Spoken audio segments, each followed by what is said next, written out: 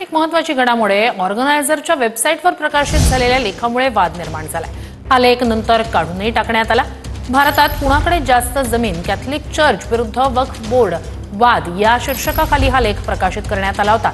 Catholic church हा देशातील सर्वात मोठा गैरसरकारी जमीन मालक आहे, असा दावा या लेखातून करण्यात आला होता। यावर ठाकरे आणि आव्हाड यांनी टीका केली तर भविष्यात इतर धर्मियांनाही लक्ष्य केले जाणार, असा राहुल गांधींनी आरोप केला। ऑर्गनायझर मध्ये आता छापून आलंय की आता तो कुठला पिक्चर होता ना, आई रे आई अब तेरी बारी आई, सिंगम, तसं आता वक्फ बोर्डाचं पहिलं एक त्यांनी पुढे केलं की वक्फ बोर्डाकडच्या जमिनी पहिल्या घेणार आणि त्यांच्या मित्रांना देणार।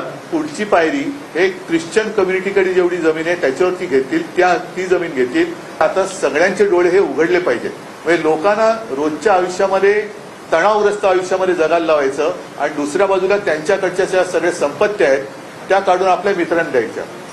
या मासिकामध्ये छापून आलं ते ख्रिश्चन धर्मियांकडे वक्फच्या अधिकच्या जमिनी। याचा दुसरा अर्थ असा की आता मुसलमानांच्या जमिनी झाल्या, आता ख्रिश्चनांच्या जमिनी ताब्यात घ्या।